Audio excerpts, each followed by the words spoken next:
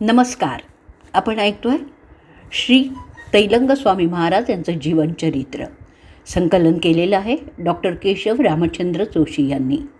ओम श्रीमद अमृतमूर्तये श्री शिव वामनाय नमः. आजचा आपला भाग चालला आहे 15वा. मुंगेरला प्रस्थान. दुसऱ्या दिवशी सकाळी आश्रमात जात असताना मणिकर्णिका घाटावर महात्मा श्री भोलानाथ महाराजांची भेट झाली. आम्ही सर्वजण बरोबरच आश्रमात गेलो आणि श्री तैलंग स्वामी महाराजांना नमस्कार करून त्यांच्याजवळ बसलो. लोकांची ये जा कमी झाल्यावर श्री तैलंग स्वामी महाराज मला असं म्हणाले की यापुढे तू कधीही आपल्याबरोबर कोणालाही घेऊन येऊ नकोस. जर तुला इथे यायचं असेल तर तू एकटात येत जा, नाही तर येऊ नकोस, असं सांगून त्यांनी मला श्री भोला स्वामींच्या बरोबर त्यांच्या आश्रमात जाण्यास सांगितलं. त्यांची आज्ञा घेऊन आम्ही सर्वजण तिथून परत आलो. श्री तैलंग स्वामी महाराजांच्या भोवती एवढी गर्दी करणं हे कसं अनुचित आहे ते मला श्री भोलानाथ स्वामींनी समजावून सांगितलं. ते माझ्यावर पहिल्यापासूनच प्रेम करत असत. मुंगेरमध्ये माझ्याकडे ते 3-4 वेळेला आले पण होते.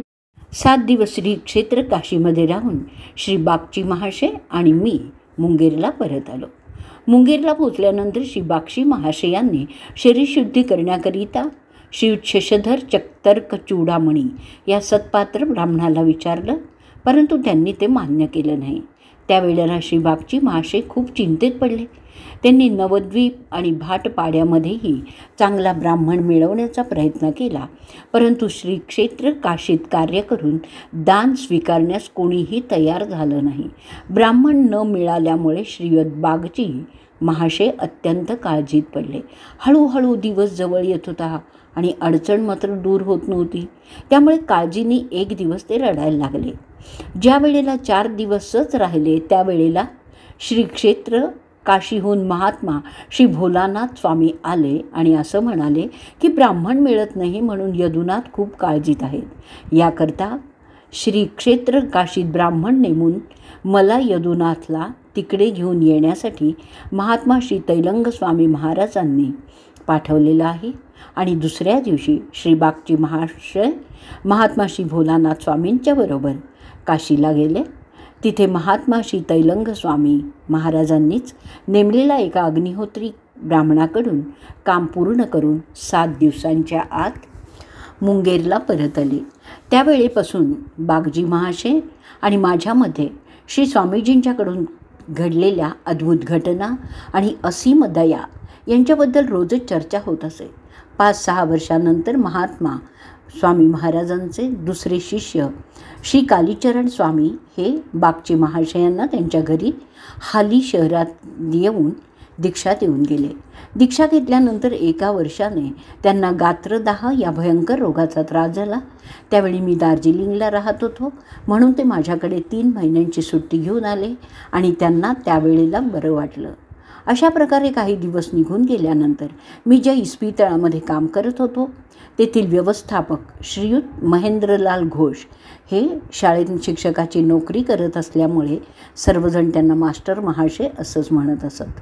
मला असं म्हणाले की उमाचरण, रोखीच्या खात्यामध्ये 600 रुपये कमी मिळत आहेत. जरा आठवण करून बघ, इथे पैसे कोणाला दिले आहेत की काय.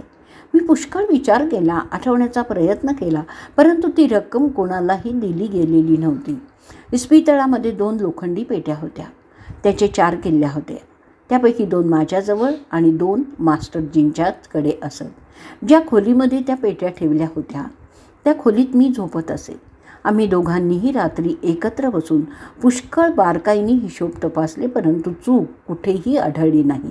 तेव्हा मात्र आम्ही दोघेही मोठ्या काळजीत पडलो, कारण आमच्या दोघांपैकी एक तर मी चोर ठरलो असतो किंवा मास्टरजी चोर ठरले असते, कारण आमच्याशिवाय तिसरा कोणीही चोर असूच शकत नाही. शक्यतेच्या दृष्टीने पाहिलं असता मास्टरजींच्या बाबतीत ही गोष्ट अशक्यच होती. त्यामुळे मीच चोरी केली असं इतरांना वाटणं शक्य होतं. पाहता पाहता ही गोष्ट सगळीकडे पसरली. अशा प्रकारे 3 महिने निघून गेले, परंतु पैशाच्या बाबतीत काहीच निर्णय झाला नाही. त्यावेळी माझ्या मनात एक विचार आला की जर का पंचांचा विचार घेतला तर एकमताने मला ते अपराधी ठरवतील अशा प्रकारे नाना प्रकारे काळजी करत असताना शेवटी मी माझ्या मनाशी असं ठरवलं, हे सर्व काही नशिबाच्या हवाली करून आपण श्री तैलंग स्वामी महाराजांच्या दर्शनाला जावं. त्यामुळे सर्व काही सुरळीतच होईल. याकरता मी कोणाला काहीही न सांगता काशी इथे गेलो. स्वामीजींना नमस्कार केला, त्यांच्याजवळ बसलो. माझ्याकडे हसून पाहत स्वामीजी मला म्हणाले, काय रे बाबा, पैशाची गडबड करून आला आहेस ना? त्यावर मी त्यांना असं म्हणालो की हो, पैशाचीच गडबड झाली आहे महाराज, आणि म्हणूनच मी आपल्या आश्रयाला आलेलो आहे. त्यावर स्वामीजी मला असं म्हणाले, जसा तू आहेस तसेच तुझे ते मास्टर महाशय आहेत. अमुक महिन्याच्या अमुक तारखेला 500 रुपये कलकत्त्याला पाठवले गेलेले आहेत. त्यापैकी 300 रुपये नरसिंहप्रसाद दत्त यांना आणि 200 रुपये स्मिथ कंपनीला त्यांनी पाठवलेले आहेत. तू स्वतः नोंदणी करून आलेला आहेस आणि त्याची पावती इस्पितळातल्या अमुक ठिकाणाच्या अमुक एका फाईलमध्ये ठेवलेली आहे. पैसे पोचत झाल्याच्या पोचपावत्या देखील त्यांनी पाठवलेल्या आहेत. आणि एवढं होऊन देखील तुम्हाला जाग आली नाही, कारण जमा खर्चाच्या वहीत या गोष्टीची तुम्ही नोंद केलेली नाही. उरलेले 100 रुपये तुझे मास्टर महाशय देतील. ते पैसे कुठे आहे, त्याचं काय झालं, हे काही आम्ही आत्ताच सांगणार नाही. त्यामुळे नंतर पुन्हा स्वामीजींनी मला उद्देशून असं म्हटलं की तू मुंगेर येथे माझ्याबद्दल एवढा प्रचार केला आहेस. वेळोवेळी तिथून अनेक लोक येऊन दीक्षा देण्याविषयी मला खूप त्रास देतात. आता इथे राहणं मला खूप कठीण होत आहे, म्हणून आता तू मुंगेर इथे राहू शकणार नाहीस. तू मुंगेर इथे गेल्यावर इंजिनियर शिलाँग आसाम यांच्या पत्त्यावर बदलीसाठी एक विनंती अर्ज दे. मी हात जोडून श्री स्वामीजींना अशी प्रार्थना केली की मी आपल्या सर्व गोष्टी उजेडात आणलेल्या नाहीत. केवळ 2-4 व्यक्तींनाच आपल्याबद्दल सांगितलं आहे. अग्नी हा काही त्याच्यावर साचलेल्या राखेमुळे झाकून राहू शकत नाही. आपल्या ठिकाणी असलेली अद्भुत शक्ती, आपणाकडून घडल्या गेलेल्या अद्भुत घटना या आपणच प्रसिद्धीस येत आहेत. आणि या सगळ्या संभाषणानंतर त्यांनी अशी एक अतिशय दुःखदायक बातमी मला सांगितली की ती ऐकल्यामुळे मी अगदी व्याकुळ होऊन गेलो. ते म्हणाले, 5-6 वर्षाच्या आत मी हे सगळं शरीर सोडून देणार आहे. तू जिथे कुठे असशील तिथे मी तुला अगोदर कळवीन. त्यावेळी तू मला एकदा भेटण्यासाठी ये. आता मात्र तू इथे राहू नकोस. उद्याच्या उद्या मुंगेरीला निघून जा. दुसऱ्या दिवशी सकाळी मी मुंगेरला परतलो. इस्पितळात गेल्यावर तिथे मास्टर महाशय आणि बागची महाशय हजर असलेले दिसले. मला पाहून मास्टर महाशयांनी असं विचारलं, काय उमाचरण, 2-4 दिवस कुठे निघून गेला होतास? त्यावर मी त्यांना असं सांगितलं की पैशाचा जो काही घोटाळा झालेला होता तो मिटवण्यासाठीच गेलो होतो. असं सांगताच बागची महाशयांनी मोठ्या आग्रहपूर्वक मला असं विचारलं की तर मग आपण काशी इथे गेला होतात का? उत्तरादाखल मी त्यांना असं म्हणालो, नाहीतर आणखीन कुठे जाणार मी.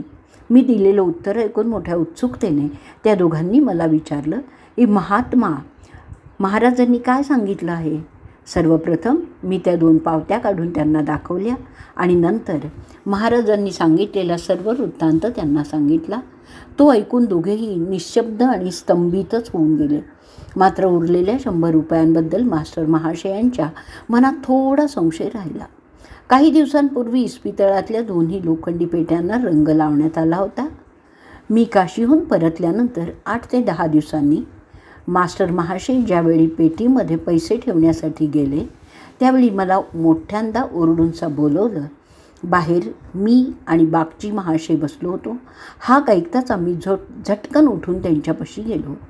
त्यावेळी मास्टर महाशय हसत हसत म्हणाले, इथे 100 रुपये मिळालेले आहेत. ही पहा 100ची नोट या पेटीला कशी चिकटून राहिलेली आहे.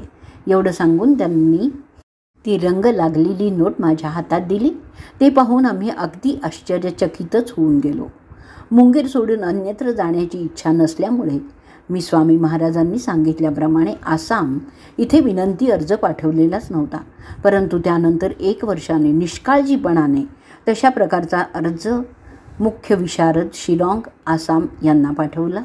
अर्ज पाठवल्यानंतर 10-12 दिवसांनी 50 रुपये महिना पगार आणि 15 रुपये भत्ता एवढं वेतन निश्चित होऊन दुसऱ्या श्रेणीतील सब ओव्हरसियर या पदावर नेमणूक झाल्याचं नेमणूक पत्र मला मिळालं.